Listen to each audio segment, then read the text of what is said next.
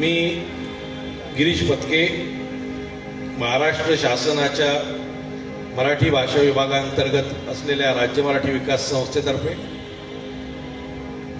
आणि सांस्कृतिक विभागातर्फे पु ल देशपांडे महाराष्ट्र कला अकादमी या दोन्ही संस्थांच्या आणि विभागांच्या वतीनं आपल्या सर्वांचं स्वागत करतो।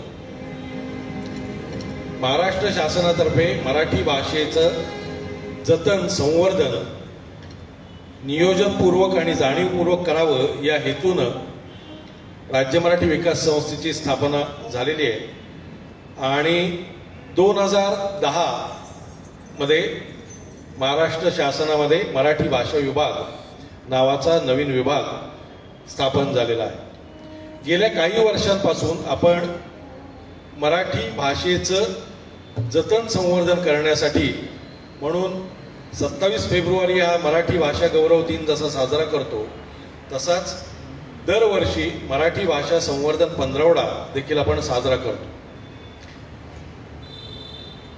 मुंबई सह महाराष्ट्रभरामध्ये अनेक ठिकाणी हा पंधरवडा साजरा होतोय।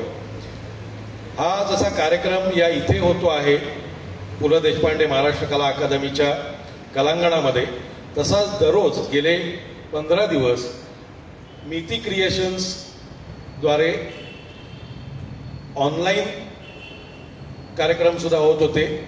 विविध प्रकारच्या साहित्यातल्या प्रवाहांवर, आधुनिक साहित्यातल्या, लोकसाहित्यातल्या वेगवेगळ्या माध्यमांमधल्या म्हणजे नाटक असेल, चित्रपट असेल, यांच्यामधली भाषा, त्या भाषेचं सद्यकालीन रूप, तिचा भूतकाळ आणि भविष्यकाळ, भविष्यासाठी करायची कामं या संदर्भात गेले 15 दिवस इथे मराठीचा जागर आम्ही मांडलेला आहे।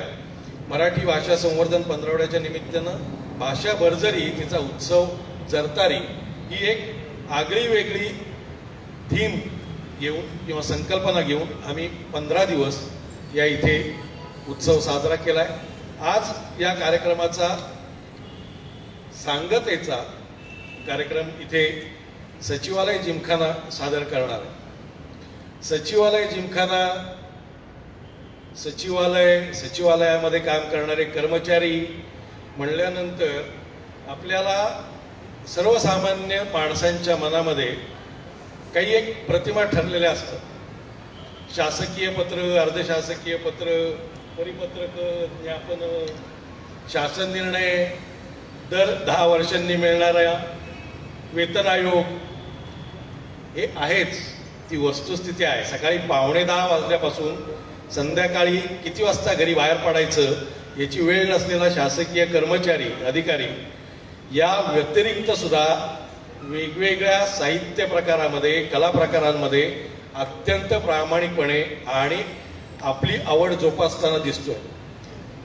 जे कलाकार इथे आत्ता सचिवालय जिमखान्याच्या बॅनर खाली इथे आज आपली कला सादर करणार आहेत, त्या सचिवालय जिमखान्यामध्ये मी 94 ते 96 मी स्वतः नाटकांच्या राज्य नाट्य स्पर्धेसाठी म्हणून हेमंत प्रभू आणि विनायक त्यावेळेला होते, त्यांच्याबरोबर काम केलेलं आहे। सुनील व्यास त्यावेळेला नाटकामध्ये प्रमुख भूमिकेमध्ये होते। तर मी आपल्या सर्वांचं स्वागत करतो आणि आजचा जो विषय आहे, या विषयाच्या संदर्भात मी स्वतः मराठी भाषेचा, नाटकाचा अभ्यासक असूनही मला एक प्रकारची उत्सुकता आहे। माझा मित्र भालचंद्र कुबल, जो स्वतः नाटककार, चांगला लेखक, दिग्दर्शक आहे, त्यांनी या कार्यक्रमाची संकल्पना आखलेली आहे। महाभारत हे काव्य जगभरातल्या आणि अगदी खरोखरच जगभरातल्या साहित्यिकांना, विचारवंतांना कायम भुरळ घालत आलेलं आहे। व्यासानी जे म्हटलेलं आहे त्याच्या पुढे कुठलंही जग असू शकत नाही, अशी सुद्धा एक उक्ती संस्कृतात आहे। पण आपण आधुनिक काळाचा विचार करत असताना केवळ महाभारत श्रीकृष्ण अर्जुन यांच्याच काळात घडत होतं असं काही मी मानत नाही. आज आपल्याला वारंवार वेगवेगळ्या प्रकारच्या महाभारताला सामोरं जावं लागतं. तसंच सामोरं जाताना महाभारत आपल्याला सतत भेटत असते. आमच्या या मित्राला आधुनिक कवितातून महाभारत कसं दिसत गेलं, वेगवेगळ्या कवींच्या कवितांमधून त्याला महाभारताच्या दृष्टीने प्रसंग कसे आठवत गेले, त्याचा एक संगीतमय दांडोळा या कार्यक्रमातून घेतला जाणार आहे. मला याची कल्पना आहे. वाद्य लागायला, वाचकांचे गायकांचे गळे लागायला थोडासा वेळ लागतो. त्याच्यामुळं त्यांच्या वतीने आणि आयोजकांच्या वतीने मी या सगळ्या आपल्या श्रोत्यांचं, प्रेक्षकांचे मनपूर्वक दिलगिरी व्यक्त करतो. आणि या संपूर्ण कार्यक्रमाची सूत्र हा जय नावाचा इतिहास आहे. या कार्यक्रमाचे जे निरूपणकार आहेत अनिरुद्ध देशपांडे आणि शिल्पा कवळे यांच्याकडे स्वाधीन करतो. धन्यवाद.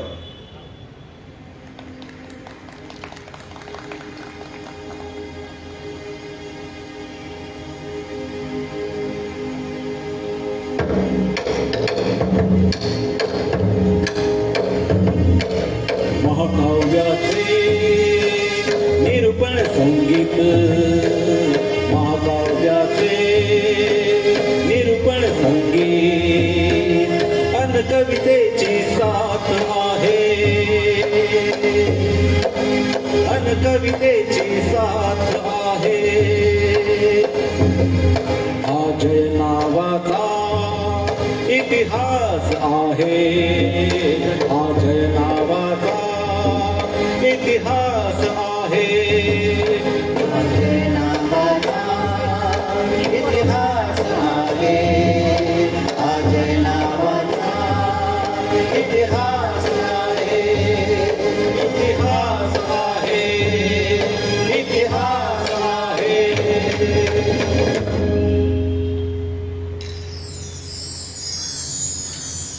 नमस्कार. आज आपण सर्वसुख अशा एका महाकाव्याचे अभ्यास पर्व पडताळून पाहणार आहोत. खरं तर एकूण 18 पर्वांचे हे महाकाव्य आणि हे 19वे अभ्यास पर्व आहे. याची रचना महर्षी व्यासांनी सुमारे 1,40,000 श्लोक लिहून केली. सुमारे इसवी सन पूर्व 3100 काळातील या ग्रंथाचे आधीचे नाव जय असे होते, जो आजवरच्या जगातील इलियाड आणि ओडिसी या महत्वाकांक्षापेक्षा 7 पट मोठा आहे. या ग्रंथाला सुसंगत आहे, एका सलग कथानकाची जोड आहे आणि म्हणूनच हा ग्रंथ भारताच्या धार्मिक, तात्विक तसेच पौराणिक महाकाव्यांपैकी एक आहे. जागतिक साहित्यातील ग्रंथ असलेल्या महाभारताचा भारतीय संस्कृतीवर ठसा अमीन आहे. महागणितज्ञ आर्यभटांच्या मते महाभारताचा काळ इसवी सन पूर्व 3139 या वर्षापासून घडला आहे. अगदी अचूकपणे सांगायचे झाले तर महाभारतातील युद्ध इसवी सन पूर्व 13 ऑक्टोबर 1339 साली सुरू झाले आणि व्यासांनी नमूद केलेल्या पहिल्या वाक्यापासून हा जय नावाचा इतिहास आहे.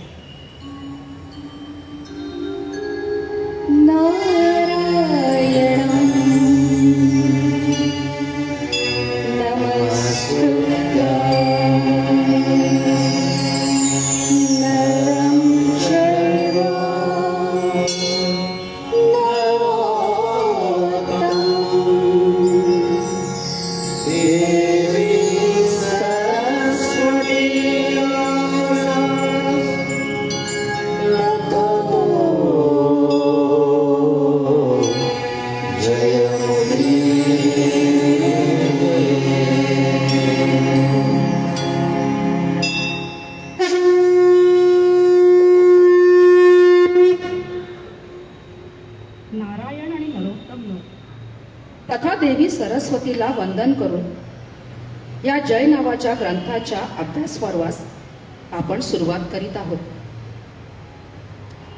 मराठी साहित्यात महाभारतास अनन्यसाधारण महत्त्व आहे. कीचकवध, रुक्मिणी स्वयंवर, सौभद्र आणि मत्स्यगंधा यासारखी नाटके. भालजी पेंढारकरांनी 1944 तयार केलेल्या महारथी कर्ण नामक चित्रपट आणि असंख्य विपुल पुस्तके, ग्रंथ आज मराठीत उपलब्ध आहेत. त्यातील निवडक कविता घेऊन सादर होणारे महाकाव्य. मराठी भाषा विभागाने मराठी भाषेच्या संवर्धनानिमित्त आयोजित केलेला भाषा बर्जरी तिचा उत्सव जरतारी या 15वडा अंतिम पुष्पाच्या स्वरूपात आपल्यासारख्या रसिकजनांसमोर सादर करीत आहोत. किती किती सांगू तुला सखे, किती सांगू तुला, किती किती सांगू तुला ग बाई, किती सांगू तुला.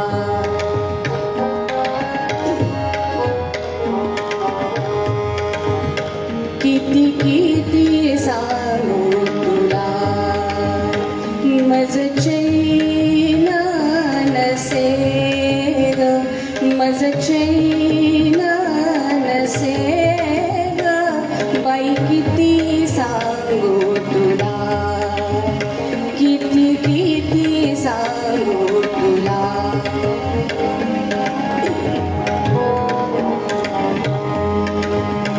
बाई हे दुःख तरी, सखे हे दुःख तरी, मी साहू कसे, मी साहू कसे ग बाईया समयी मला ग, सखिया समयी मला ग.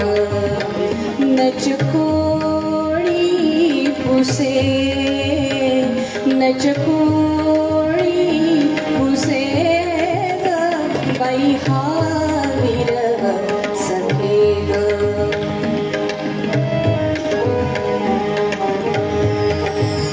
सखे हा विरह सखे ग, मज भाजी तसे, मज भाजी तसे ग बाई, किती सांगू तुला, किती किती सांगू तुला.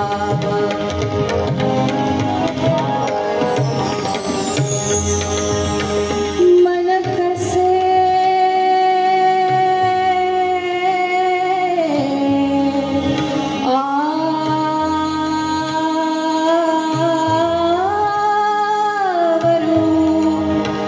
बाई, मन कसे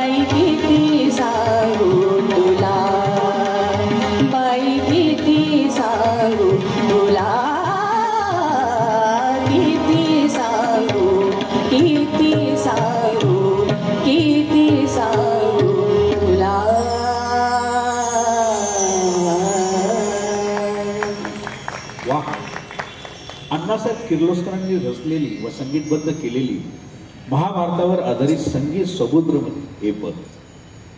खरंच महाभारत हे महाकाव्य कितीतरी सांगून जातं, कितीतरी राहून जातं. ही काव्यरचना खरं तर उत्कट प्रेम भावनेतून विरहिणीच्या स्वरूपात प्रकटली. महाभारतात अशी अनेक प्रेम प्रकरणं आपल्याला पाहायला मिळतात. या महाकाव्याची सुरुवातच मुळे दुष्यंत आणि शकुंतलेच्या प्रेमातून जन्म घेते.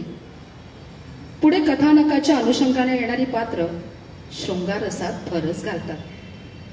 गंमत म्हणजे अर्जुनाच्या नावावर द्रौपदी, उर्वशी, चित्रांगदा अशी 3 वेगवेगळ्या संदर्भातून निर्माण होणाऱ्या शृंगाररसातील जवळपास 54 कथानके पाहावयास मिळतात.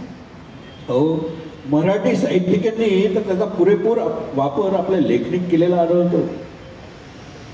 कवी मंडळींना तर शृंगार नामक एक फूल या महाभारताने दिलंय आणि मग अनेक कविता त्यातून जन्मल्या. कवी शांताराम नांदगावकरांनी या शब्द कवितांचे वर्णन अत्यंत सुरेख शब्दात केले.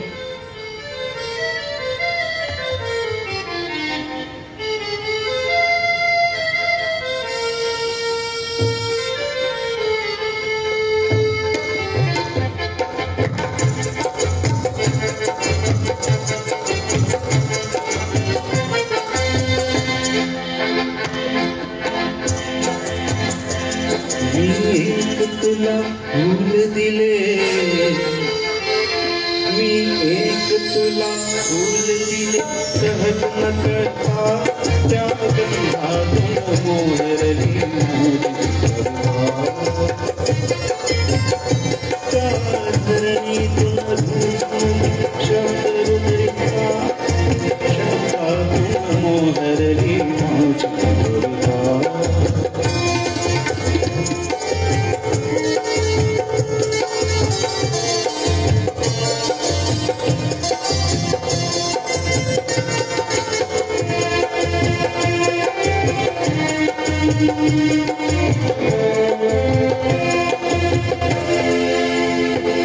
हे गगनने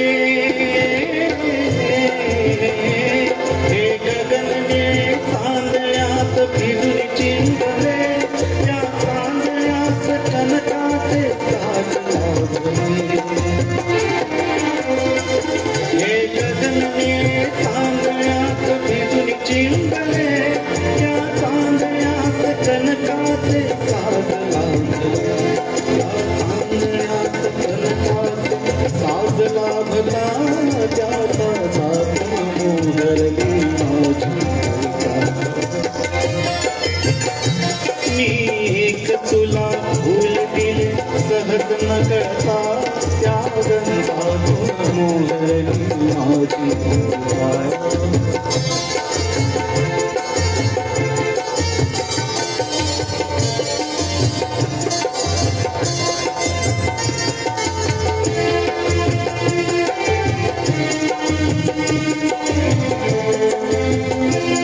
बघ उमलताच कलिकेची, बघ उमलताच कलिकेची पाकळी जशी, का शब्द शब्द फुलवितसे काव्यमान. बघ उमलताच कलिकेची पाकळी जशी, का शब्द शब्द फुलवितसे काव्यमान. काव्याचा अवलोकता त्या भावातून मोहरली माझी.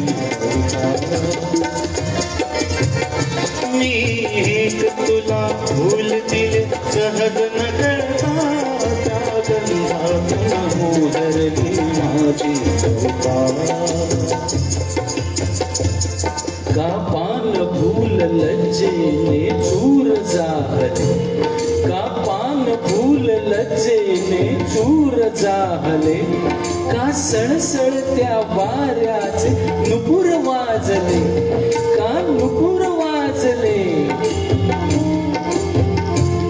त्या नुपुरांचे किणकिण किण सूर बहरता, त्या नुपुरांचे किणकिण किण सूर बहरता, त्या बहरातून मोहरली माझी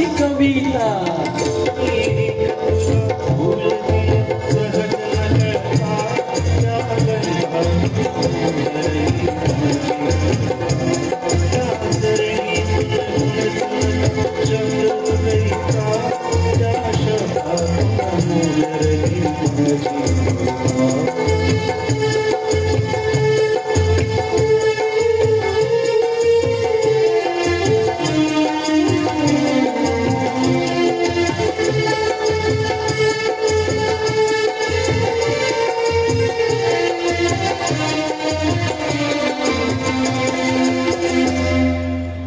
वा, सुंदर. महाभारतातील प्रेमकथांचे हे असे स्रोत आपल्याला कथानकात जागोजागी पाहायला मिळतात. साहित्यकारांनी राधाकृष्णाच्या प्रेमाला जे स्थान दिले ते कुठल्याही पात्राच्या नशिबी नाही आले. राधा आणि रुक्मिणीच्या प्रेमाचे प्याले आपल्या रचनांनी सर्व कवींनी काठोकाठ भरले. महाभारत कथेची सुरुवात त्या व्यक्तीपासून झाली, तो म्हणजे शंतनू राजा. हा कुरुश साम्राज्याचा राजा. शंतनू राजाचे गंगादेवी म्हणजे आपली गंगादेवी नदी, तिच्यावर प्रेम होते. गंगादेवी प्रेमास होकार देते, पण एका अटीवर की शंतनू राजा तिला कधीही प्रश्न विचारणार नाही. मग शंतनू राजा ती अट मान्य करतो. गंगा राजाला सर्व सुख देते. तिला मूल झाल्यावर मात्र ती नदीत सोडून देते. शंतनू तिला अडवू शकत नाही. पण असे 6 वेळा झाल्यावर 7व्या मुलाच्या वेळी मात्र तो तिला अडवतो. राजाने तिला प्रश्न विचारला म्हणून त्या 7व्या वसूला जरा मोठा झाल्यावर राजाच्या हवाली करून गंगा राजाला सोडून गेली. तो पुत्र म्हणजेच गंगापुत्र भीष्माचार्य. त्याचे मूळ नाव देवव्रत. शंतनू राजाला गंगा नदीवर फिरताना एक तरुण सत्यवती दिसली. तिला मागणी घालायला तो तिच्या वडिलांकडे दाशराज कोळ्याकडे गेला. सत्यवतीचा मुलगा राजा होणार असेल तरच माझी मुलगी मी तुम्हाला देईन अशी अट तो त्यांना घालतो. शंतनूला गंगापुत्र देवव्रताला राजा करायचे होते. त्यामुळे शंतनू तसाच परत राजवाड्याकडे येतो. पण तो उदास का आहे याचा त्याचा मुलगा शोध घेतो. तेव्हा त्याला सत्यवतीबद्दल कळते.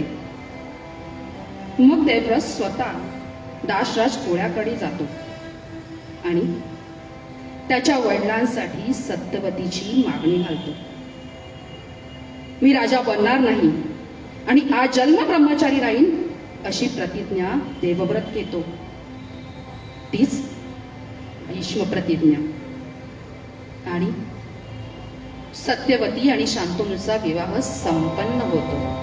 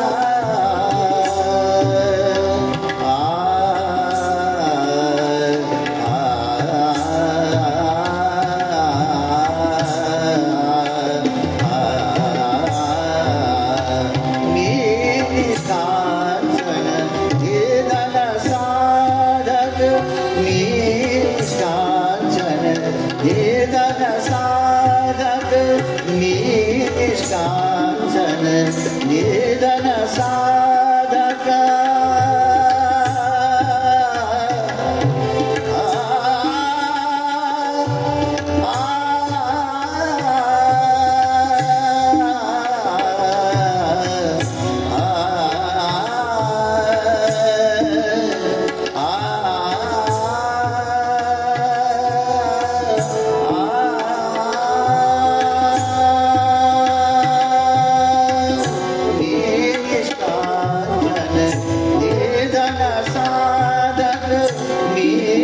कांचन निधन साधक वैराग्याचा एक उपासक वैराग्याचा एक उपासक निष्कांचन निधन साधक वैराग्याचा एक उपासक हिमालयाचा मी तो यात्रिक हिमालयाचा मी तो यात्रिक मनात माझ्या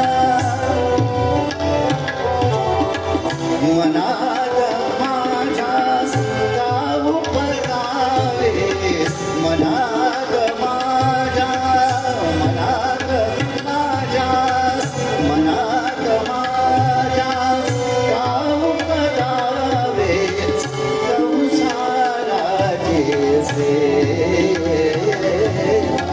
संसाराचे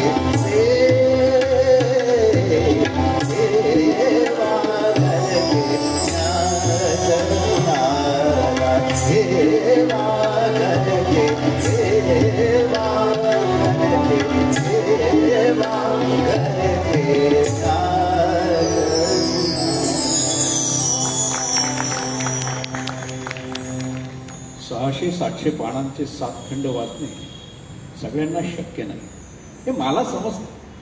त्यामुळे काही फुटकळ गोष्टी एखाद दुसरी कादंबरी एवढं आपण आपले वाचन संपविले बस. त्यामुळे काय होतं आपण आपली मते तेवढ्यावर ज्ञानावरच बनवतो. कर्णाचा बालपणीचा त्याग ही कुंतीची चूक. द्रौपदीच्या वस्त्रहरणाच्या वेळी दुर्योधनाला न आवडणं ही भीष्माची चूक. कर्णाला केवळ कृष्णाच्या मदतीनेच अर्जुन मारू शकला असे आपणास वाटू लागले. नाही नाही मी काही सगळं महाभारत सांगत बसणार नाही. नाही नाही ते शक्य नाही हो. पण काही महत्वाच्या व्यक्तींची चित्रे महर्षी व्यासांनी कशी रेखाटली हे पाहणे मनोरंजकच ठरेल. त्यावेळच्या समाजाच्या तरुणींच्या काही श्रद्धा होत्या, नीती कल्पना होत्या. त्यांना धरूनच व्यक्ती वागत होत्या. आजच्या आपल्या धारणा निराळ्या आहेत.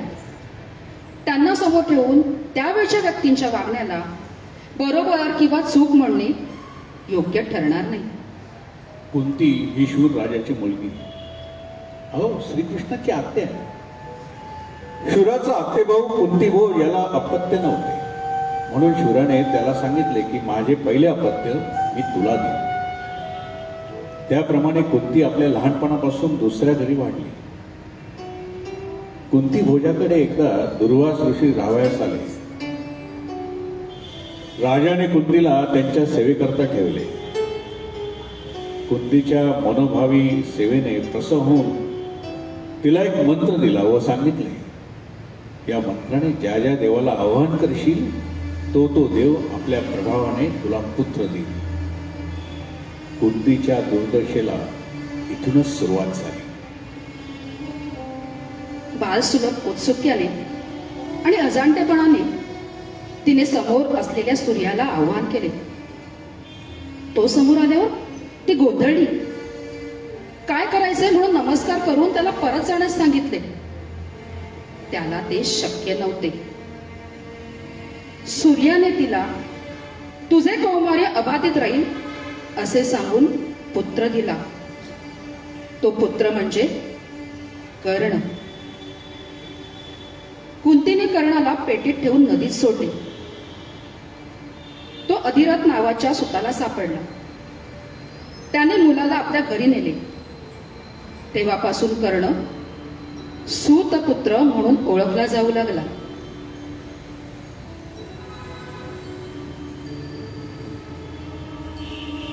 माझ्या मधुनी कोण मला डोकावून पाही, माझ्या मधुनी कोण मला डोकावून पाही, ऊन सावली खेळ खेळता सांगे काय. कुस बदलता पाणी सारे वाहून गेले, कुस बदलता पाणी सारे वाहून गेले, ओळखीचा तो तरंगही मग उरला नाही.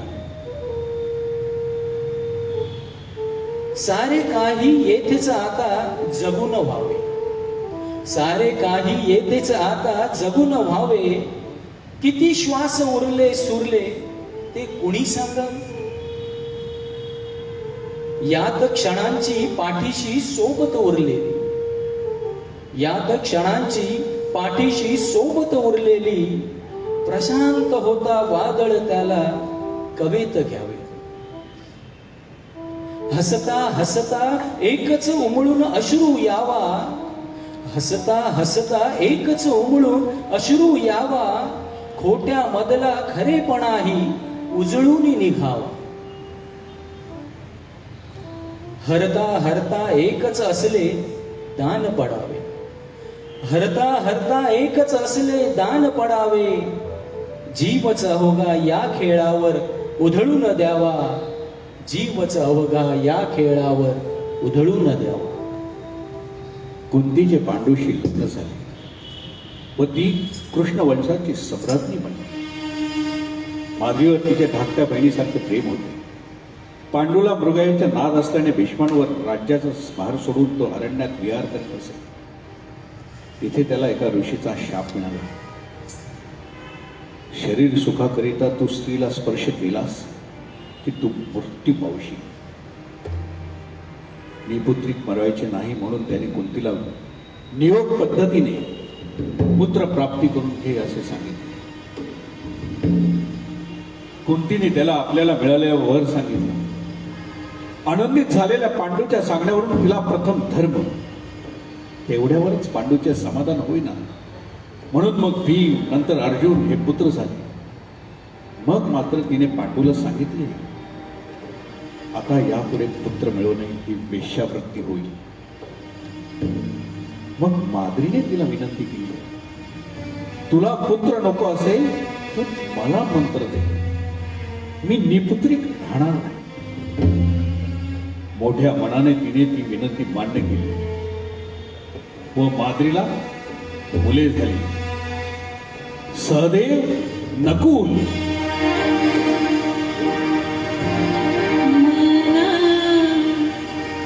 वढाय वढाय मुझ्या पिकातल ढोर मना, वढाय वढाय मुझ्या पिकातल ढोर, किती हाकला हाकला किन्न येत पिकावर, किती हाकला हाकला किन्न येत पिकावर.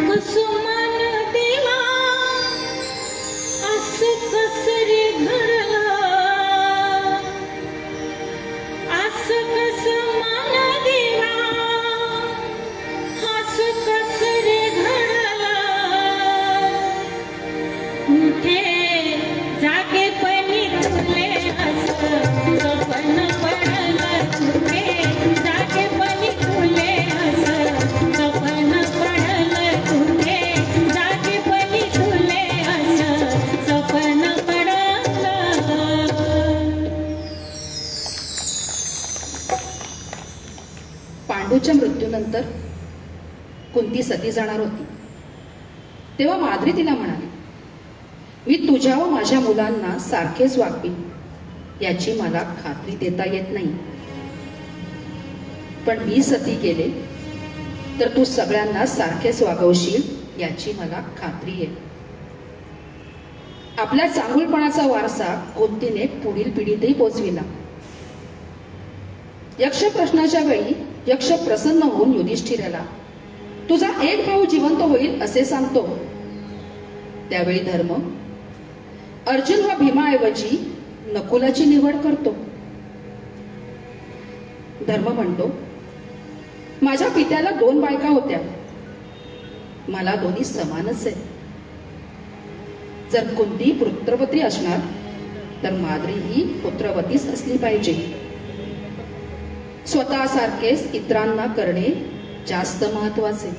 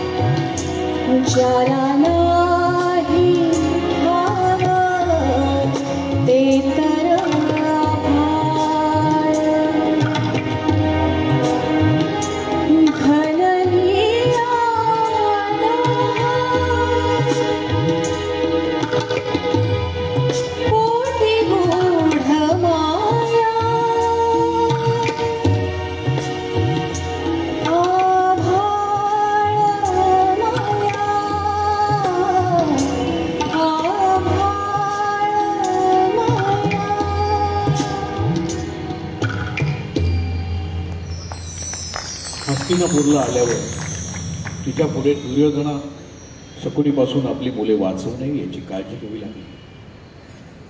भीमाला विषप्रयोग झाला तरी तिने त्याची वाच्यता केली नाही. विदुराच्या मदतीने सर्व त्रास तुमचूक सहन केला. शिक्षण संपल्यावर तिच्यावर एक मोठा आघात झाला. तिला आपला पहिला मुलगा इतक्या वर्षाने दिसला, पण परिस्थिती काय होती? मोठ्या मुलाने धाकट्या मुलाला युद्धाचे आव्हान दिलेले. या धक्क्याने ती बेशुद्धच पडली. यावेळीही कर्णाची ओळख पटविणे शक्य नव्हते. दुर्योधन हा हस्तिनापूरच्या राजा धृतराष्ट्र व राणी गांधारी यांचा पुत्र. त्याला भानुमती नावाची पत्नी व लक्ष्मण आणि लक्ष्मणा ही मुले होती. दुर्योधन गदा युद्धात अतिशय प्रवीण होता. तो कृष्णाचा भाऊ बलराम याचा शिष्य होता. पांडवांना जीवे मारण्याचा प्रयत्न त्याने केला, पण त्यात त्याला यश आले नाही. शेवटी शकुनी मामाच्या सहाय्याने युधिष्ठिरास त्याने दूता ठरवले आणि पांडवांचे राज्य हिरावून घेतले व वस्त्रहरणासारखी माणुसकीला काळीमा फासणारी घटना घडली. पृथ्वीच्या अग्रा एवढी सुद्धा जमीन देणार नाही असे सांगून त्याने पांडवांचा उपमर्द केला. तुझा ताठात तुझी गुरमी, तुझे मी पण दिसत आहे. तुझा ताठात तुझी गुरमी, तुझा मी पण दिसत आहे. तुझ्या उलट्या प्रवासाचे मला लक्षण दिसत आहे. ठिगळ साधेच असते तर सुयही चालली असती. ठिगळ साधेच असते तर सुयही चालली असती. इथे काळाच्या हातात मला दाभण दिसत आहे. खुणा दिसतील लोकांना हिरा निसटून गेल्याच्या. खुणा दिसतील लोकांना हिरा निसटून गेल्याच्या. मला चिंतेत ह्या आता तुझे कोंदण दिसत आहे. पळत असला तरी पोहोचायचा नाही कुठेही तो. पळत असला तरी पोहोचायचा नाही कुठेही तो. मला त्याचे स्वतःच्या भोवती रिंगण दिसत आहे. जरा घाईच केली मी तुला पर्वत समजण्याची. जरा घाईच केली मी तुला पर्वत समजण्याची. तुझ्या जागी मला आता धुळीचा कण दिसत आहे. तुझ्या जागी आता मला धुळीचा कण दिसत आहे. भीष्मांचे पतन झाल्यावर राजा दुर्योधनाने आचार्य द्रोण यांना सेनापती पदाचा अभिषेक केला.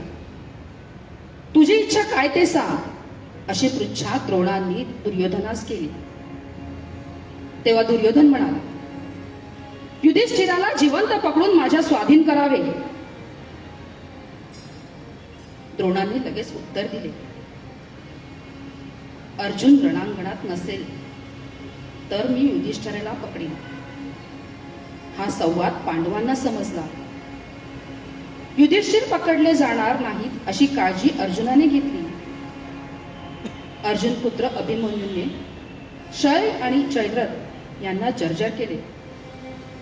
अर्जुनाला मुख्य रणभूमीपासून दूर नेण्याचे काम राजा सुदर्शन शर्मा आणि बंधू यांनी केले. अर्जुनाला रणभूमीवर फार दूर नेऊन लढवत ठेवले. इथे द्रोणांनी युधिष्ठिराकडे मोर्चा वळवला, पण त्यांना पकडणे द्रोणांना शक्य झाले नाही. नंतर द्रोणाचार्यांनी चक्रव्यूहाची उभारणी केली. तो व्यूह कोण फोडील याची युधिष्ठिराला चिंता पडली. अभिमन्यू पुढे आला.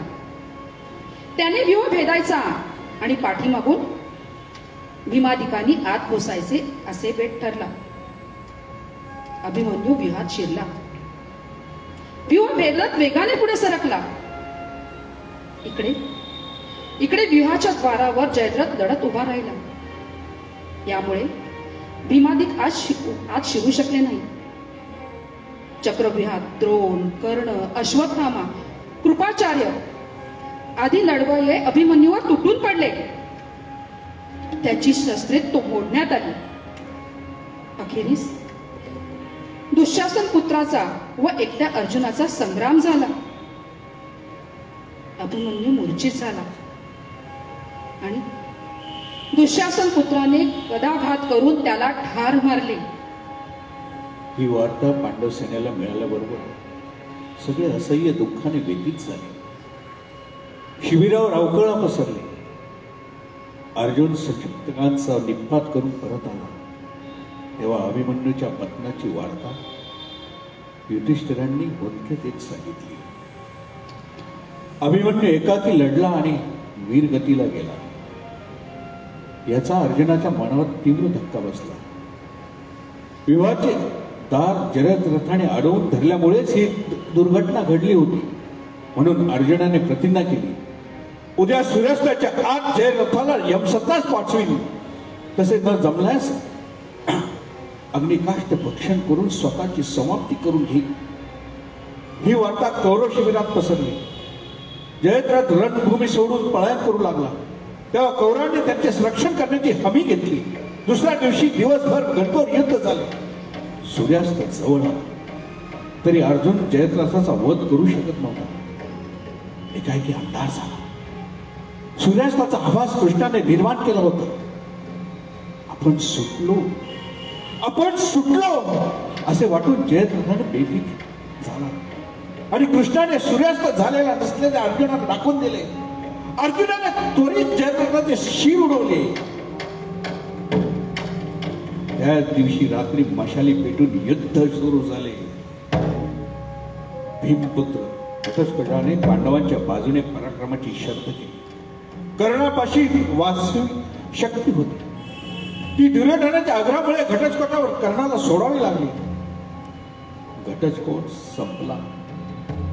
द्रोणांच्या सेनापती खाली युद्ध अधिकच भडकले.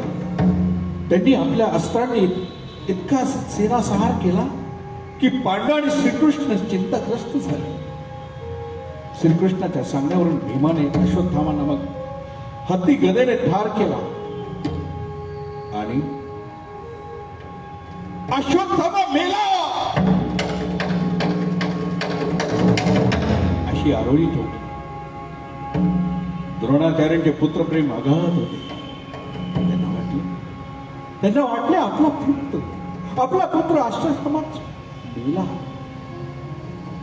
त्यामुळे त्यांचे धैर्य खेचले. त्यांनी युधिष्ठिरांना विचारले, अश्वत्थामा म्हणजे कोण? युधिष्ठिराने नरोवा कुंट्रोवा करत आपल्या कानावर हात ठेवले. द्रोणांनी शस्त्र खाली ठेवून रथात ध्यानस्थ झाले. दृष्टद्युम्नाने तशा तेथेच द्रोणांचा वध केला.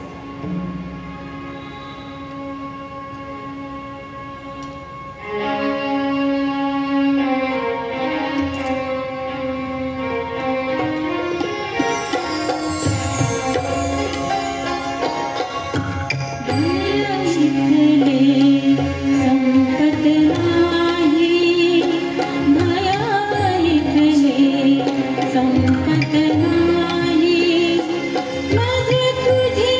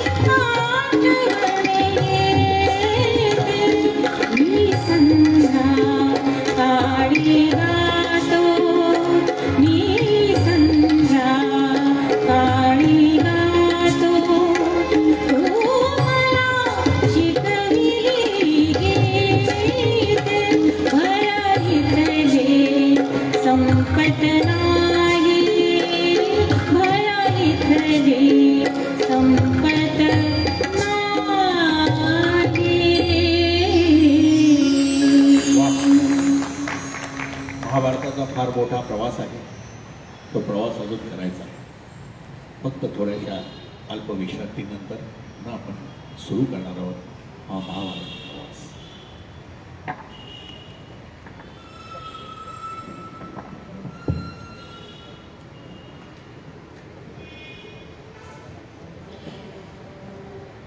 हा मध्यंतर कार्यक्रमाचा आहे, परंतु संपूर्ण कार्यक्रमाचा नाही. या मध्यंतराचा अवसर मी आमच्या कामासाठी उपयोगात आणतोय. हे सगळे सचिवालय जिमखानाचे जे कलाकार आहेत त्यांचं मी स्वागत केलेलं आहेच आहे, परंतु राज्य मराठी विकास संस्थेतर्फे आम्ही आमच्याकडे आलेल्या सर्व पाहुण्यांचं पुष्पगुच्छ न देता ग्रंथपुष्प देऊन स्वागत करत असतो. या मध्यंतराचा कालावधी आम्ही त्याच्यासाठी वापरतो आहोत. तर मी महाराष्ट्र कला पु ल देशपांडे महाराष्ट्र कला अकादमीचे प्रशासकीय अधिकारी माननीय सुभाष बोरकर यांना विनंती करतो की त्यांनी या संपूर्ण कार्यक्रमाची संकल्पना, लेखन आणि दिग्दर्शन ज्यांचं आहे त्या भालचंद्र कुबल यांनाही मी रंगमंचावरती आमंत्रित करतो. त्यांना राज्य मराठी विकास संस्थेने प्रकाशित केलेल्या पुस्तकाचा गुच्छ देऊन त्यांचा सत्कार करावा.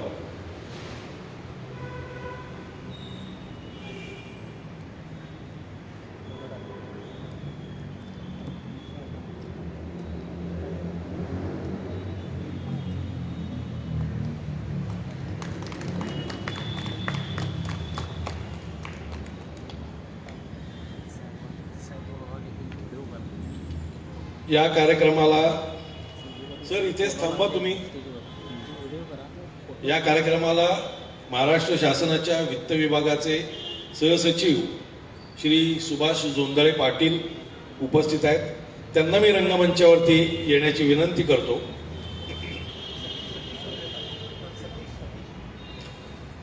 सतीश जोंधळे पाटील.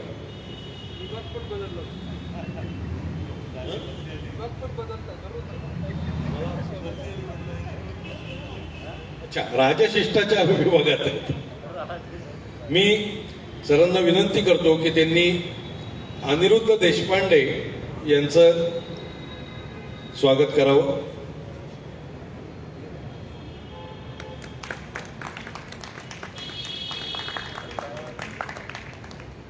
तसेच शिल्पा कवळे यांनाही सरांनीच पुस्तक द्यावं.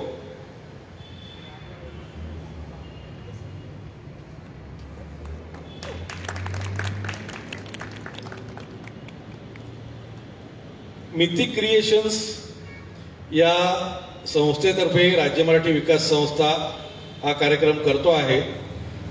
ऑनलाईन जे कार्यक्रम गेले 15 दिवस होत आहेत त्या मिती क्रिएशन्सच्या संचालिका उत्तरा मोने इथे उपस्थित आहेत. त्यांना मी विनंती करतो की त्यांनी रंगमंचावरती यावं. या कार्यक्रमाला ज्यांनी संगीत दिलेलं आहे ते भरत लब्धे यांचा सत्कार पुष्प देऊन उत्तरा मोने मॅडमनी करावा अशी मी त्यांना विनंती करतो.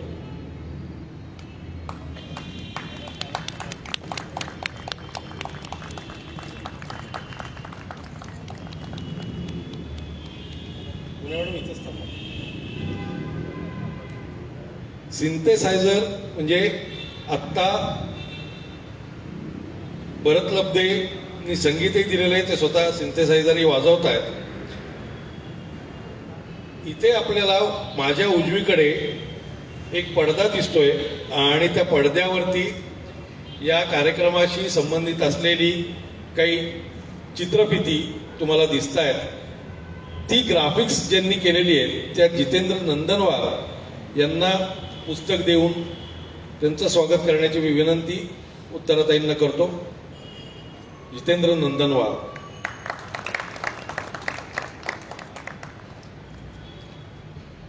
तसंच डॉक्टर प्रमोद धोरे यांचंही स्वागत करण्याची विनंती मी उत्तरादायींना करतो.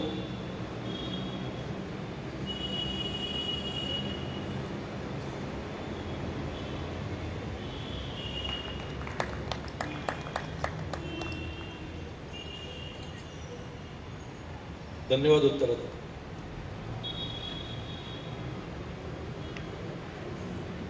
मी परत एकदा सतीश जोंधळे पाटील सरांना विनंती करतो की त्यांनी कृपया रंगमंचावरती यावं.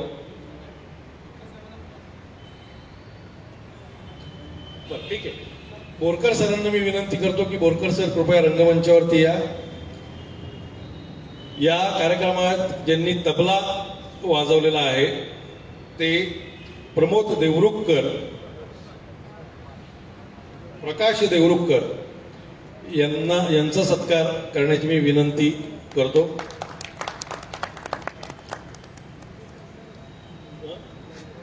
उद्या ते रिटायर होत आहेत, तर या रिटायरमेंट होत असताना एक चांगला कार्यक्रम तुम्ही आम्हाला दिलात, मनापासून धन्यवाद. तसंच विश्राम कुलकर्णी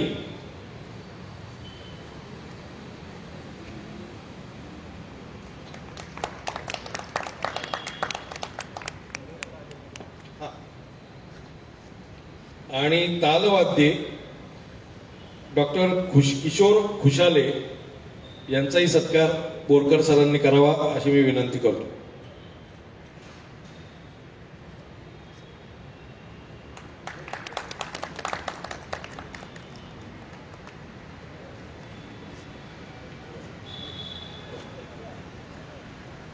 मी परत एकदा सतीश सरांना विनंती करतो त्यांनी कृपया रंगमंचावरती यावं.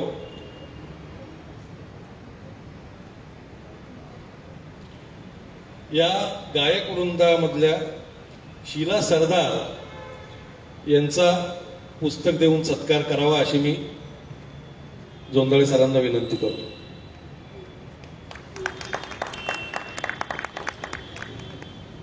तसेच शिल्पा नातू,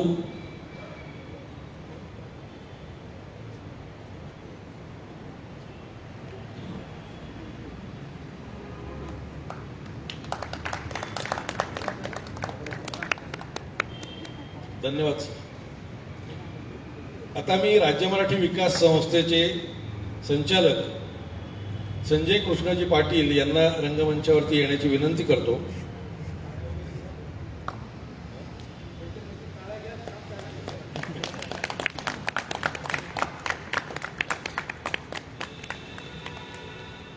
मंगेश साळगावकर,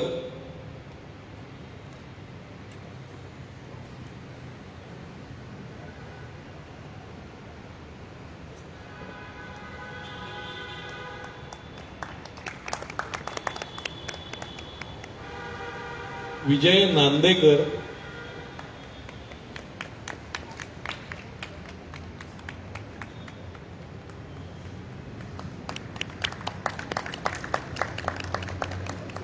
आणि दिवाकर मोहिते.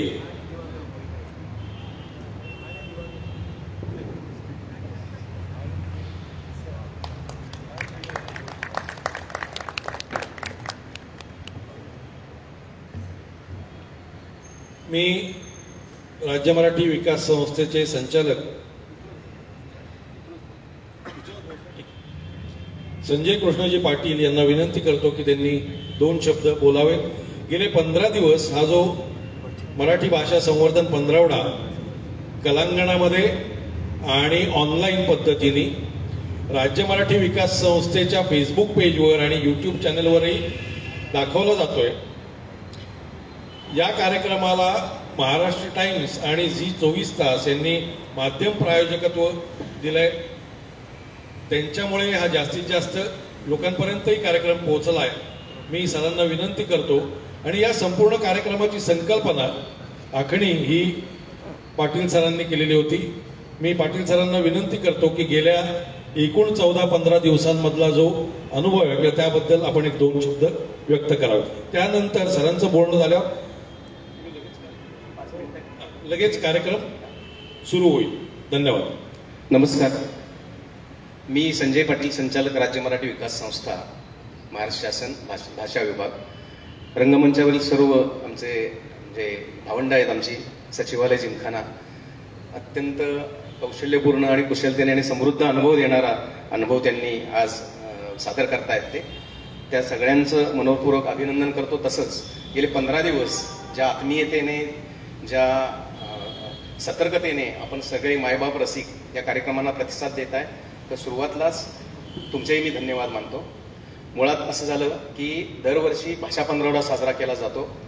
कोविडच्या पार्श्वभूमीतून या जीवघेण्या जगभरच्या उलथापालथीनंतर पुन्हा एकदा नव्याने कात टाकून नव्या उमेदीने आपण सगळ्या रसिकांसमोर जावं अशी इच्छा होती. म्हणून भाषा विभागाचे मंत्री सुभाष देसाई साहेब, राज्यमंत्री डॉक्टर विश्वजित कदम आणि आमच्या भाषा विभागाच्या अत्यंत कार्यक्षम आणि तडफदार सचिव प्राजक्ता लवंगारे वर्मा मॅडम यांच्या प्रेरणेने आणि मार्गदर्शनाने आम्ही हा एवढा मोठा घाट घातला. खरं म्हणजे सलग 15 दिवस उत्तराताई मोने यांच्या सहकार्याने, मिती क्रिएशनच्या सहकार्याने सलग 15 दिवस डिजिटल सोहळा करणं आणि प्रत्यक्ष रंगमंचावर 15 दिवस आविष्करण करणं हे खूप जिकिरीचं, धावपळीचं आणि खूप अवघड काम होतं. तरी देखील कोविडच्या पार्श्वभूमीवर अत्यल्प अशा मानधनावर या राज्यातले रथी महारथी इथं आले, मोठे मोठे लेखक आले, समीक्षक आले आणि अगदी पानिपतकार विश्वास पाटील, खासदार डॉक्टर अमोल कोल्हे, जागतिक दर्जाचे चित्रपट समीक्षक अशोक राणे, सुप्रसिद्ध अभिनेत्री आणि कवयित्री मुक्ता बर्वे, स्पृहा जोशी, म्हणजे आणि याच्यात आम्ही इतकं वैविध्य पाळण्याचा प्रयत्न केला की पत्रकारितेची मराठी भाषा, सदर लेखनाची मराठी भाषा, मराठी मालिकांमधली भाषा, नाटक, मराठी सिनेमाची भाषा, जागतिक सिनेमाची भाषा, समीक्षा, प्रवास वर्णन, आत्मचरित्र, कथा, कादंबरी, कविता, नाटक, एकही वाङ्मय प्रकार आम्ही सोडण्याचा प्रयत्न केला नाही. अगदी दिवाकरांच्या नाट्यछटांपासून आम्ही आढावा घेतला. दिवाकरांच्या नाट्यछटा, अभिनय कल्याणच्या तरुण तडफदार मुलांनी 12 नाट्यछटा सादर केल्या. भयकथा हा आता मागे पडत असलेला वाङ्मय प्रकार आहे, त्याच्यावर उत्तराताई मोनेंच्या सहकार्याने आम्ही डिजिटली स्वरूपात त्याच्यावर कार्यक्रम केला. स्त्रीमुक्तीचा, स्त्री शक्तीचा, स्त्री संक्रमणाचा हुंकार पहिल्याच दिवशी झाला. डॉक्टर त्याला सिसिलिया कार्वालो, नीरजाताई आणि डॉक्टर प्रज्ञा दयाळ पवार ही मराठी काव्य क्षेत्रातली सगळ्यात मोठी नावं आपल्याकडे आली. हे सर्व लोक मराठी भाषेवरच्या प्रेमापोटी, मराठी भाषेवरच्या प्रेमापोटी आणि मराठी भाषा विभागाशी असलेलं त्यांची आत्मीयता आणि त्यांची जुळलेली नाळ याच्यासाठी अत्यंत अडचणीतून, त्यांच्या धावपळीच्या शेड्यूलमधून इथं आले. एवढं व्यस्त वेळापत्रक असताना सुद्धा या लोकांनी आमच्यासाठी त्यांचा बहुमूल्य वेळ दिला.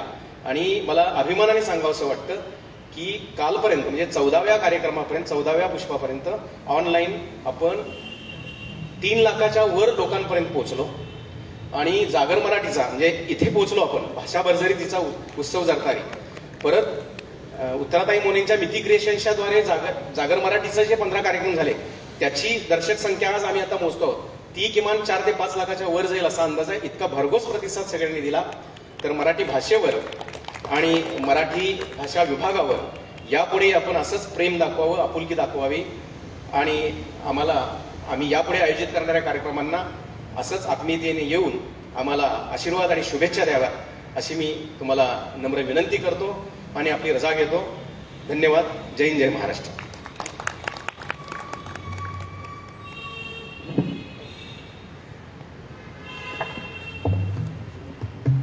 कार्यक्रमाला परत सुरुवात करत आहे, म्हणजे प्रवास आपला चालूच राहिलेला आहे.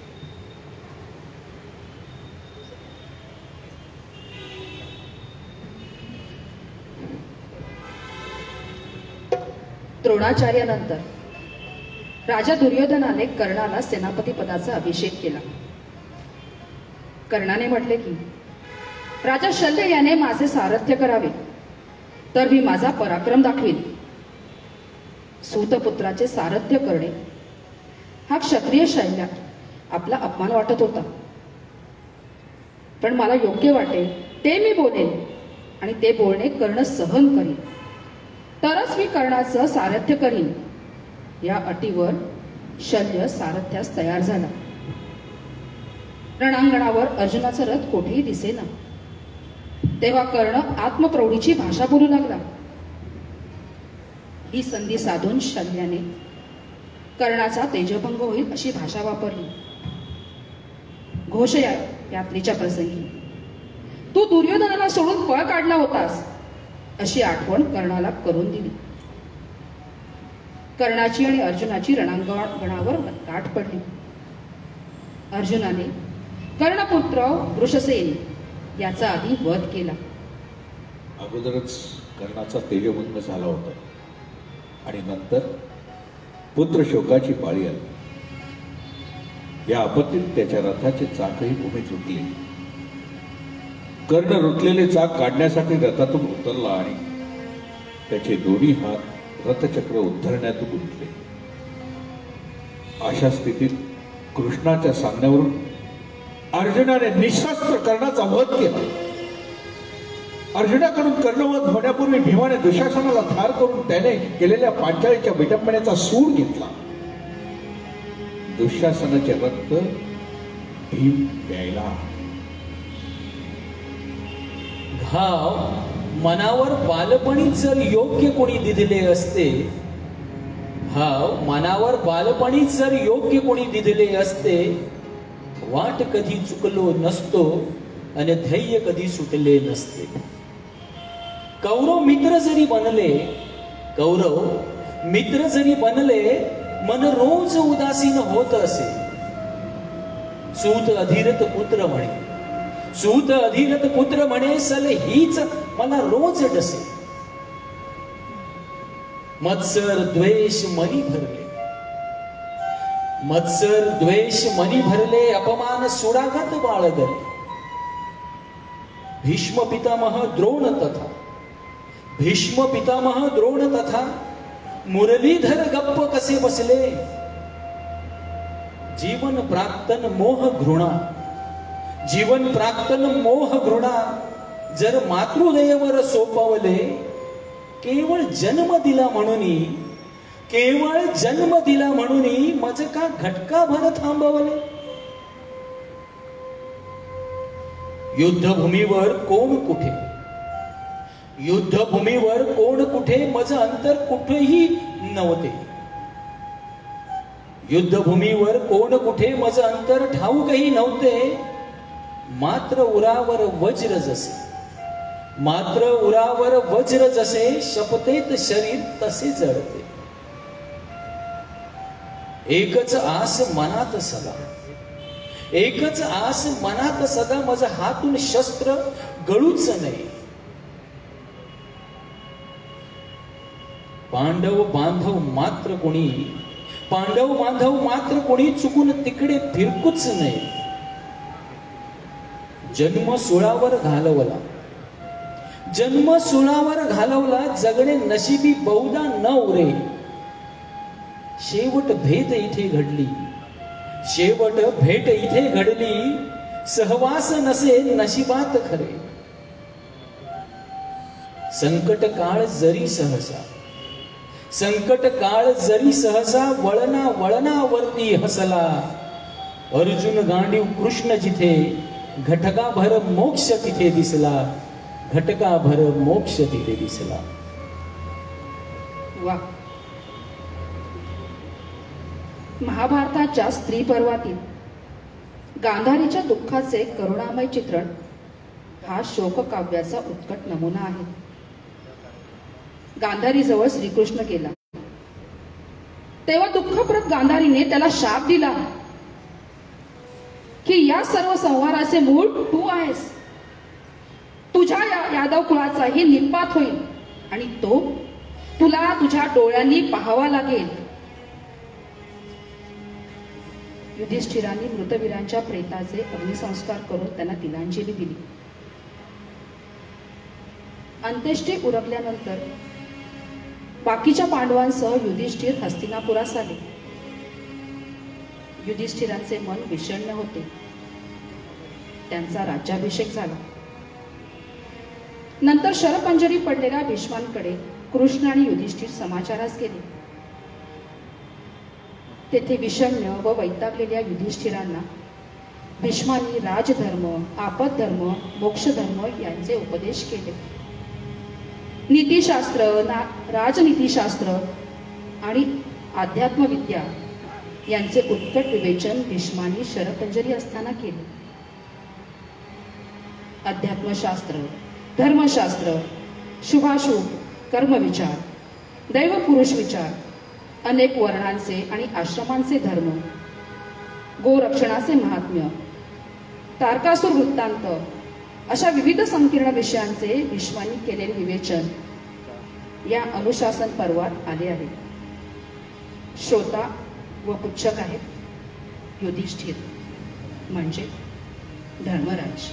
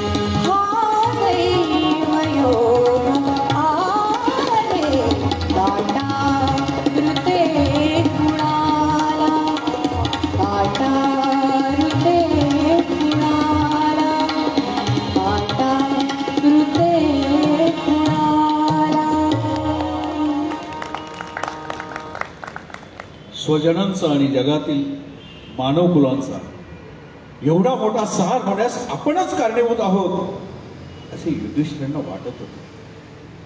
त्यांचे मन पूर्ण वैतागले आणि वनात जाऊन कायम तपश्चर्या करीत जीवन संपवावं असा आपला उद्देश त्यांनी सर्व बंधू आणि मित्रांना सांगितला. कृष्ण आणि 4 पांडव बंधू युधिष्ठिरांना राज्याचे सूत्र हाती घेण्याकरता विनंती करीत होते, परंतु त्यांनी वानप्रस्थानाचा आपला निश्चय सोडला नाही. शेवटी व्यास आले आणि त्यांनी आदेश दिला, या अपरंपार हत्येचे प्रायश्चित्त म्हणजे अश्वमेध वय. वानप्रस्थ स्वीकारण्याची पाप लाक्षणार्थ आवश्यकता नाही. अश्वमेध पार पाडा आणि राज्याचा धुरा वहा. या आदेशाप्रमाणे या महायज्ञाची सर्व तयारी केली. अश्वमेधाचा अश्व 1 वर्षभर देशोदेश फिरवून आणायचा होता. तो अश्व फिरवताना कुणी शूराने कायम पकडून ठेवला तर अश्वमेध होऊ शकत नाही. म्हणून त्या अश्वाच्या रक्षणार्थ अर्जुनाची निवड झाली. तो अश्व देशोदेशी विजयासाठी फिरला आणि अर्जुन त्याच्या मागून जात राहिला. काजळाच्या आभाळी गवसावा सूर कुठे, काजळाच्या आभाळी गवसावा सूर कुठे, किरणांच्या स्पर्शाने पक्षाला कंठ फुटे. राखेतून उंच उडून गगनशिरी जाईन मी, राखेतून उंच उडून गगनशिरी जाईन मी, पंख जरी जळलेले नील नवे पाहीन मी, मृत्युंजय मुक्तीचे गीत नवे गाईन, मृत्युंजय मुक्तीचे गीत नवे गाईन मी.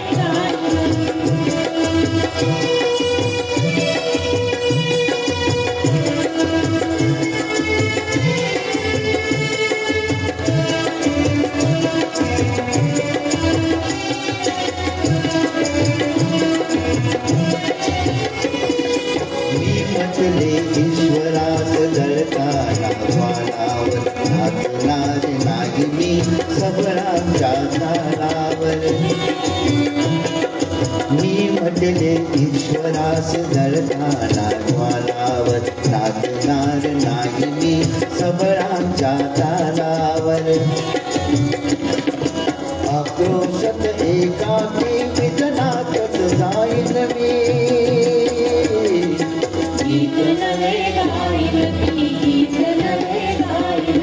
पंख जरी जळलेले नील नवे पाहिन मी,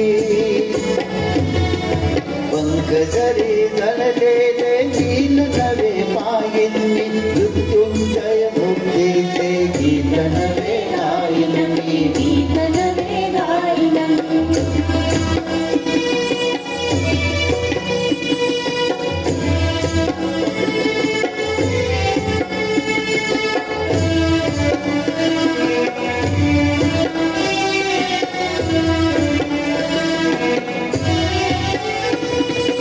धडधडून प्रलयाती आला जर घेत घात, धडधडून प्रलयाती आला जर घेत घात, निर्जनात पक्षांची पडली जर प्रेतरा,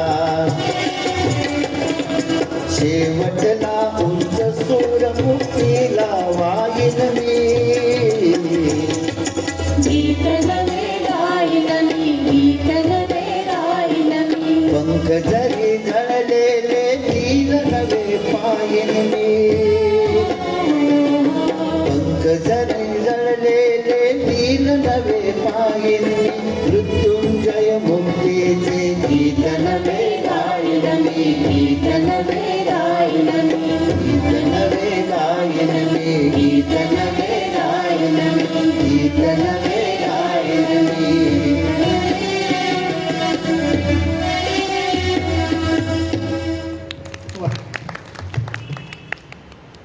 व्यासांच्या निरोपाप्रमाणे युधिष्ठिरांनी महाप्रस्थानाचा संकल्प केला.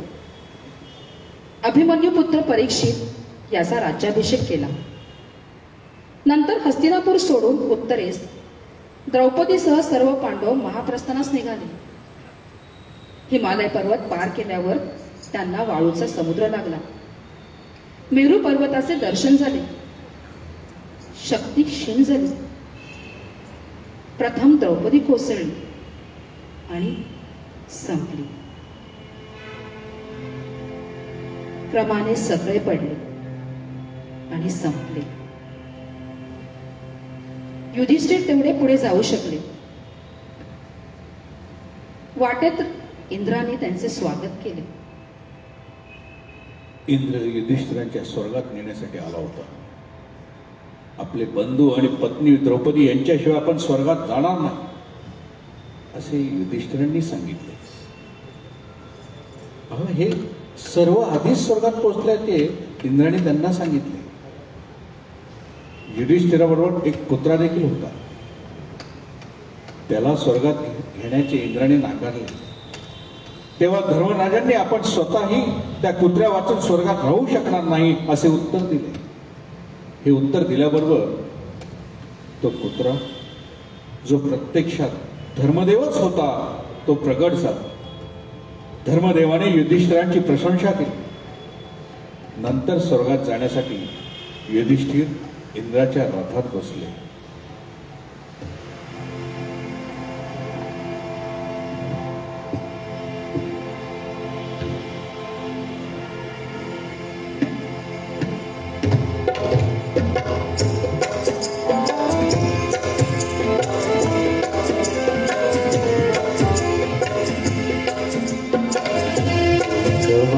पंखावर मी फिरो तुझा हात, एक वार पंखावर मी फिरो तुझा हात, शेवटचे घरचे माझे तुझ्या अंगणात, तुझ्या अंगणात, एक वार पंखावर मी फिरो तुझा हात, शेवटचे घरचे माझे तुझ्या अंगणात, तुझ्या अंगणात.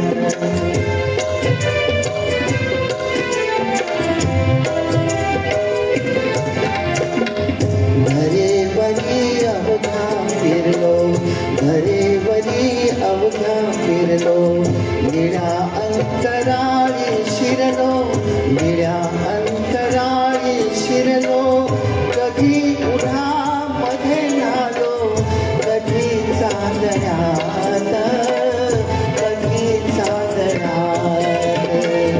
एक वार पंखावरुनी फिरो तुझा हात, शेवटचे घरचे माझे तुझ्या अंगणात, तुझ्या अंगणात.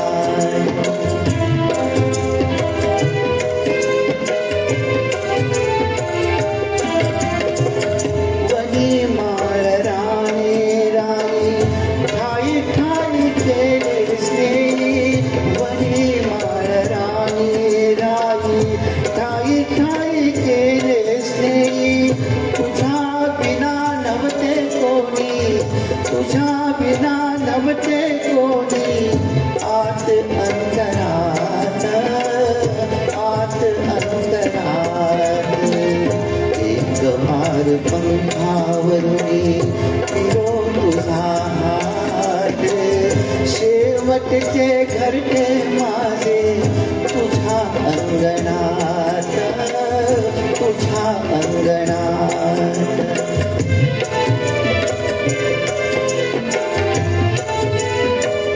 तुका बाबरा मी भोळा, कळे नका तुझी आडोळा, तुका बाबरा मी भोळा, कळे नका तुझी आडोळा, मलिनपणे कैसा येऊ तुझ्या मंदिरात, तुझ्या मंदिरात. एक वार पंखावरुनी फिरो तुझा हात, शेवटचे घरचे माझे तुझ्या अंगणात, तुझ्या अंगणात.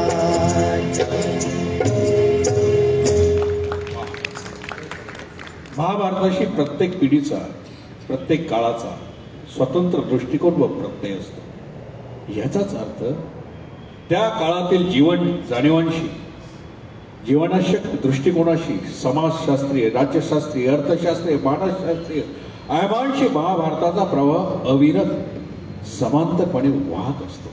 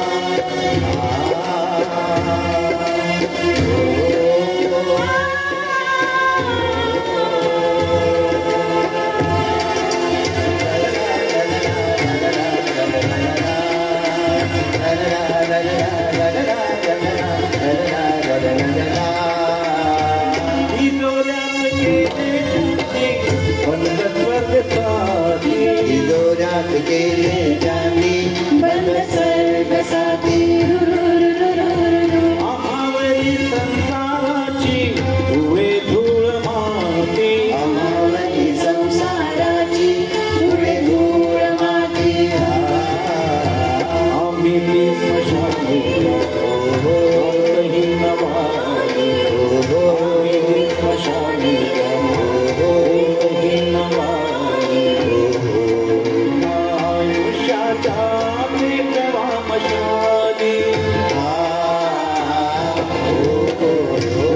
काल होता होता कारात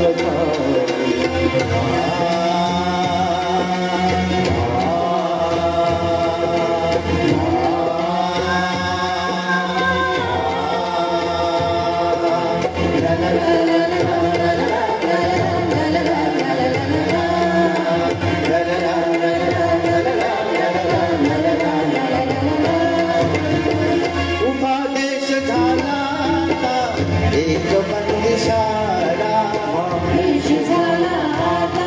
एक बंदिशाळा जिथे देवकीचा पाना दुधाने जळाला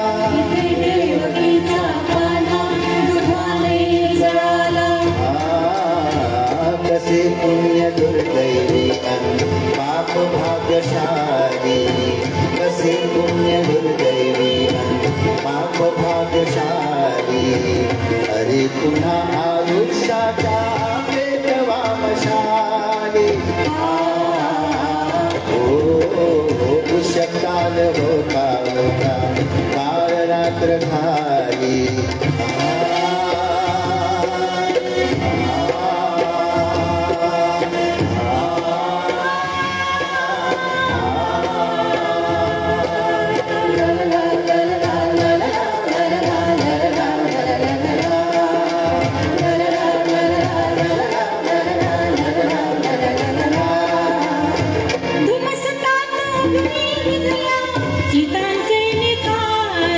मसतात अजूनी विजल्या चितांचे निखारे अजून रक्त मागत उठती वधस्तंभ सारे अजून रक्त मागत उठती वधस्तंभ सारे आसवेच स्वातंत्र्याची आम्हाला मिळाली आसवेच स्वातंत्र्याची आम्हाला मिळाली अरे पुन्हा आयुष्याच्या पेटवा मशाली उषःकाल होता होता काळ रात्र झाली अरे पुन्हा आयुष्याच्या पेटवा मशाली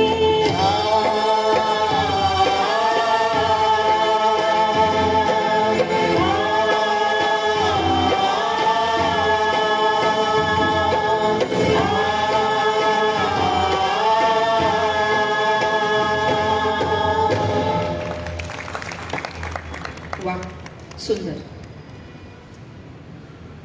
महाभारतातील कुठलेही पात्र आजच्या जीवनशैलीत वंदनीय नाही, निंदनीयही नाही अथवा आदर्शवतही नाही. कारण त्या कालखंडापासून आम्ही आज अशा आधुनिक युगात वावरत आहोत की आजचा प्रत्येक क्षण यांत्रिक, विद्युतीय, संगणकीय ताळमेळ चमत्कार म्हणण्यापेक्षा साक्षात्कार आहे असेच म्हटले पाहिजे. त्या सर्व ऐतिहासिक पौराणिक कथांनी आज आपल्या मनावर विलक्षण ठसा उमटवला आहे. परंतु त्या कथा करमणुकी एवढ्याच मर्यादित आहेत. फक्त अमर्याद आहेत ते मानवाचे विचार. आणि अशा युगाचे आपण सारे साक्षीदार आहोत. आज मराठी भाषा विभागाने आयोजित केलेल्या मराठी भाषा संवर्धनाच्या 15 अंतिम पुष्प गुंफण्याची संधी सचिवालय जिंकण्यास दिली. त्याबद्दल मी राज्य मराठी विकास संस्थेचे संचालक श्री संजय कृष्णाजी पाटील यांचा अत्यंत ऋणी आहे. तसेच पु ल देशपांडे महाराष्ट्र कला अकादमीचे संचालक श्री विभीषण चौरे आणि आमच्या सचिवालय जिमखान्याचे कार्यकारिणी सर्व सदस्य यांचंही मी ऋणी आहे. दिग्गज कवी आणि गीतकारांच्या सिद्धहस्त लेखणीतून साकारलेले हे महाभारत अर्थात हा जय नावाचा इतिहास इथे संपन्न होत आहे. धन्यवाद.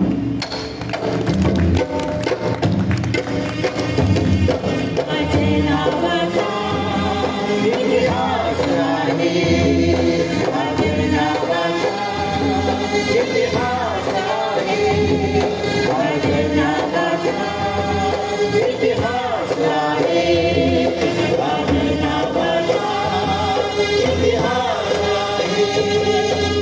येणावा